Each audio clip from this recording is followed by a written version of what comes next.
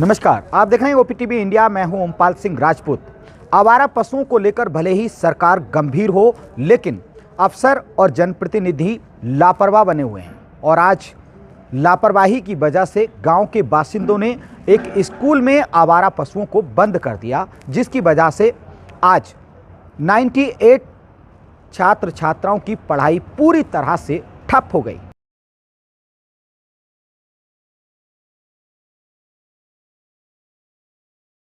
रामपुर जिले के बबूरा गांव में मौजूद हैं, जहां पर स्थानीय लोगों ने बेसिक स्कूल में आवारा पशुओं को बंद कर दिया है। अजी वो बंद भी क्यों ना करें कि वो तमाम सारी चीज़ों से तंग आ गए। इन गांव के लोगों का कहना है कि आवारा पशुओं ने फसलें तो बर्बाद की, अब जानी माल पर भी हमला हो रहा है। पिछले दिनों एक महिला की सांड ने जान ले ली, तो अब प्रशासन का कोई अधिकारी पहुंचा यहाँ मतलब जो है अभी तक कोई नहीं पहुंचा। हम लोगों ने शिकायतें भी की, प्रधान ने भी मतलब बेचारे ने कोशिश की, लेकिन मतलब इसके बावजूद क्या अब पकड़ आश्वासन देते रहे, मजबूर होकर गांव वालों को ये कदम उठाना पड़ा। बच्चे कैसे पढ़ेंगे, क्योंकि स्कूल में तो ऐसी व्यवस्थाएं नहीं होनी चाहिए जो आप लोगों ने की। एक चीज़ बताएं आप, अगर यहाँ इनको पशुओं को शिफ्ट नहीं किया जाता, अब कम से कम शासन प्रशासन की आंखें अब तो खुल जाएंगी। आपको पता है शिक्षण संस्थान में पठन पाठन के अलावा कोई क्रिया नहीं होनी चाहिए, और आप लोग भी जिम्मेदार हैं। हम जानते हैं और भलीभांति जानते हैं कि ये जो भी हुआ है वो नहीं होना चाहिए था, लेकिन मजबूरी के आगे सारी बातें बौनी हो जाती हैं। आदमी को अपना जो है वो हित सर्वोपरि। आप बताओ कितना नुकसान कर रहे हैं ये सांड? ये तो लगभग मतलब 25% फसल बच रही है, बाकी सब चट कर रहे हैं। क्या क्या नुकसान किया है सांड? सांड गेहूं खा रहे हैं, धान भी खाया है इन्होंने, गन्ने भी खा रहे हैं। अब महिलाओं को और लोगों को मार रहे हैं। कितनी ऐसी घटनाएं हुई हैं? ये लगभग 5-6 तो हो गई। आपने पेपर में देखा होगा, कल भी दैनिक में 5 लोगों की मौत। आप जहाँ खड़े हैं, जहाँ रहते हैं, वहाँ की बताइए। 2 हो गई, यहाँ भी 2 हो गई। बताइए क्या क्या हुआ। एक लेडीज़ मार दी यहाँ, लड़की यहाँ पे क्या नाम है पिमेरतपुर गाँव में। एक हमारे गाँव में अभी 15-20 दिन पहले मारी सांड ने। चश्मोल भी मार दी एक, 3-4 तो यहीं हो गई। फसल भी खा रहे हैं, जहाँ लोगों को मार रहे हैं। रात भर नहीं सो रहे हैं हम लोग, पूरी रात बाजारों को रखा रहे हैं, इनको सांडों को रखा रहे हैं। अच्छा, जो जनप्रतिनिधि हैं, जो नेता हैं, जो वोट मांगने आते हैं, वो आपके बीच में आते हैं कभी आपकी समस्या को? वो जब भी आते हैं जब वोट मांगना होता है उन्हें, उससे पहले बात को नहीं आते हैं, भूल जाते हैं सब। आपके MP MLA आए कभी यहाँ पे? जब वोट मांगने जब ही आए थे।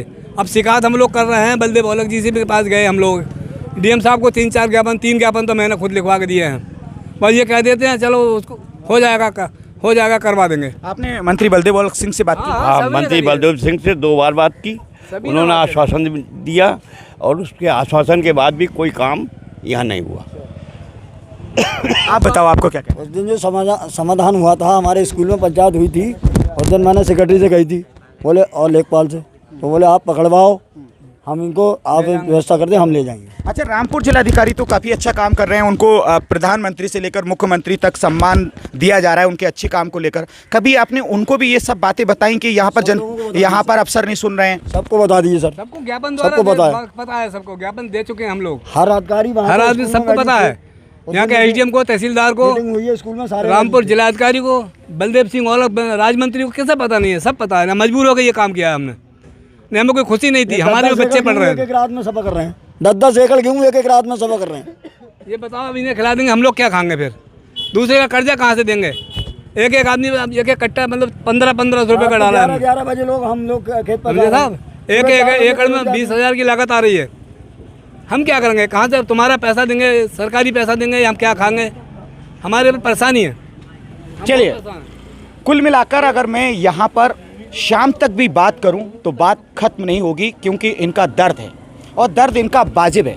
इस दर्द पर मरहम लगाने के लिए उत्तर प्रदेश सरकार की कैबिनेट में बैठे मंत्री और स्थानीय जनप्रतिनिधि, स्थानीय प्रशासन क्या इनके दर्द पर मरहम लगाएगा? एक तरफ इनके बच्चों की जो शिक्षा है वो प्रभावित हो रही है, दूसरी तरफ खेतों में खड़ी फसल बर्बाद हो रही है, और ये खुद भी इस तरह से परेशान हैं जो अपनी ज़ुबानी हमको बता रहे थे, अभी आप सुन रहे थे। तो इनके दर्द को सुनकर क्या कोई एक्शन लेगा?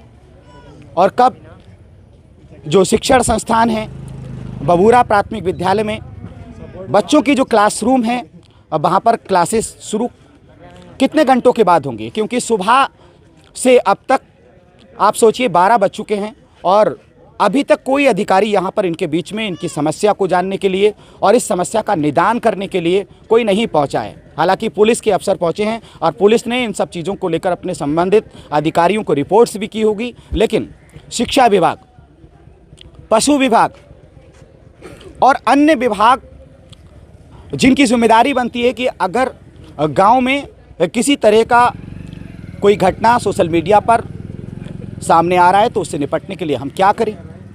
आप सोचिए, बच्चे दूसरे स्कूल में यहाँ के स्थानीय टीचरों ने शिफ्ट किए हैं ताकि उनकी पढ़ाई प्रभावित नहीं हो।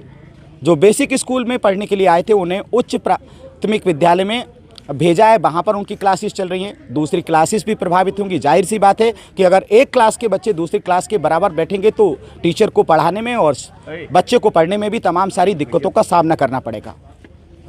अब सवाल यही है कि इन सब चीज़ों को लेकर क्या स्थानीय प्रशासन कोई बड़ी गंभीरता दिखाएगा या फिर ये ऐसे ही किसान परेशान होकर अपने दर्द को बताने के लिए ऐसे ही मजबूर होंगे, क्योंकि इन्होंने खुद भी कहा कि हम नहीं चाहते कि हम शिक्षण संस्थान में इस तरह का कुछ ऐसा करें जिससे हमको भी शर्मिंदगी हो और इनको शर्मिंदगी है भी कि हमें ऐसा नहीं करना चाहिए था। लेकिन ये बेचारे मजबूर इस वजह से हैं कि अभी तक तो फसलों का नुकसान हो रहा था और अब जानी नुकसान होने लगा।